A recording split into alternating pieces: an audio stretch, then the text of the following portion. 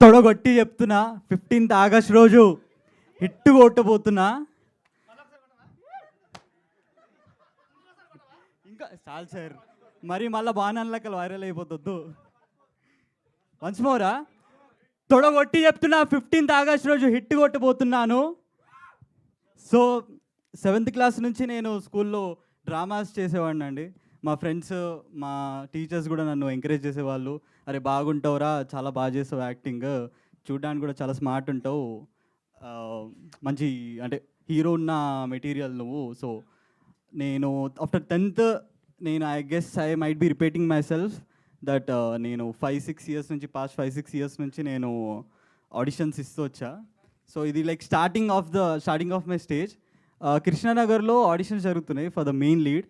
వాళ్ళు casting call అయితే 9:30 అని చెప్పారు టైము. బట్ నేను అంటే నా ప్లాన్ ఏంటంటే నేను 8:30కి వెళ్ళిపోతా, అందరికంటే ముందు వెళ్ళి ఆడిషన్ ఇచ్చి సెలెక్ట్ అయిపోదామని నా ప్లాన్. ఫుల్ కాన్ఫిడెన్స్తో వెళ్ళా. అక్కడ వెళ్ళేసరికి నాలాంటి కాన్ఫిడెన్స్ ఉన్న వాళ్ళు ఒక 100 మంది ఉన్నారు. సరే ఇంకా ఆడిషన్ డీటెయిల్స్ ఇచ్చి వెళ్ళి ఆ లైన్లో చేరాను. 9:30కి స్టార్ట్ అయింది ఆడిషన్. నా టైం అంటే నా నంబర్ వచ్చేసరికి 3:34 అయిపోయింది. ఇంకా ఆ రోజు లంచ్ కూడా చేయలే నేను, బికాజ్ ఎక్కడ మళ్ళీ నా ఛాన్స్ వస్తే మళ్ళీ నేను ఉండకపోతే, అవైలబుల్గా ఉండకపోతే వేరే వాళ్ళకి నా నంబర్ ఇచ్చేస్తారని. సో ఇంకా అలాగున్నా అక్కడ. దెన్ ఆడిషన్ రూమ్లోకి వెళ్ళా. ఇంకా మళ్ళీ అంటే ఆడిషన్లో ఉన్న భాగంగా then again I game my details. మళ్ళీ లెఫ్ట్ లుక్ అన్నారు, రైట్ లుక్ అన్నారు. దాని తర్వాత మళ్ళీ ఆడిషన్ ఇట్లా స్టార్ట్ చేయబోతున్నా ఒక నోన్ యాక్టర్ వచ్చారు రూమ్లో. వచ్చి మళ్ళీ డైరెక్టర్ గారిని ఆడిషన్ ఆపి ఆ యాక్టర్ని రిసీవ్ చేసుకున్నారు.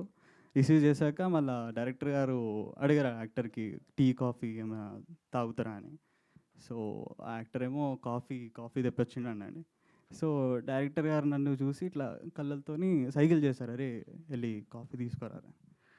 సర్లే అంటే అంటే వెళ్ళి తీసుకొద్దాం, ఏదో చిన్న అవకాశం ఇస్తారులే అని నేను కాఫీ తీసుకొని వచ్చానండి. సర్వ్ చేశా. దాని తర్వాత ఆ కాఫీ కప్పులు కూడా నేనే, అంటే వాళ్ళు తాగిన కాఫీ కప్పులు కూడా నేనే తీసుకొని బయట డస్ట్బిన్లో వేసాను.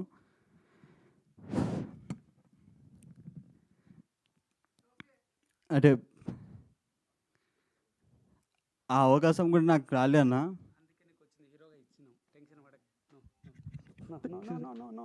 Thank you so much.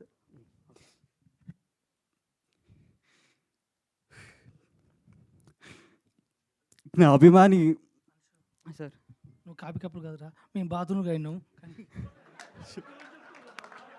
Hero director ఇట్లా పోతాడు.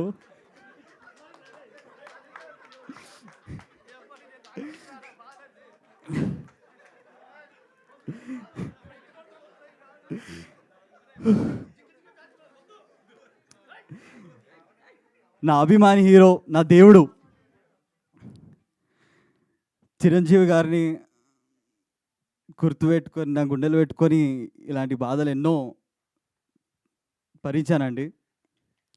చిరంజీవి గారికి కూడా ఎన్నో బాధలు వచ్చాయి, అడ్డొచ్చాయి.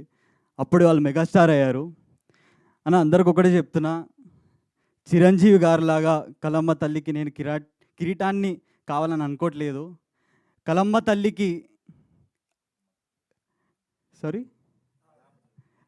తల్లికి నేను వాళ్ళ పాదాల దగ్గర ఒక చిన్న పుష్పాన్ని అయినా చాలన్నా. That's it. అవునా సే. అండ్ నా జర్నీ ఇప్పుడే స్టార్ట్ అయింది అన్న. ఇంకా నా లైఫ్ బుక్లో ఫస్ట్ పేజ్ సురేష్ బాబు గారి పేరుతో ఒక పెద్ద హెడ్లైన్స్తో మొదలైంది. ఆ రోజు బాబు గారు వస్తే నిజంగానే అయ్యప్ప స్వామి గారి రూపంలో వచ్చి నన్ను బ్లెస్ చేసినట్టు అనిపించింది. Sir, thank you so much sir for everything sir, for trusting us, for trusting me, for trusting our Hushaar Pittal team. So thank you so much అందరికీ.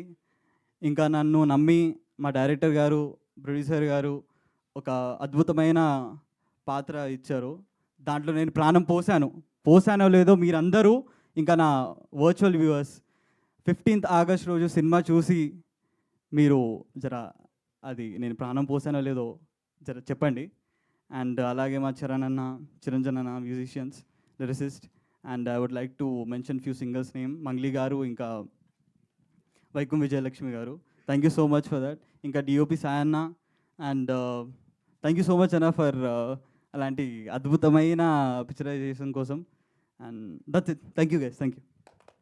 Thank you so much, Ansh. Wishing you all the very best. Long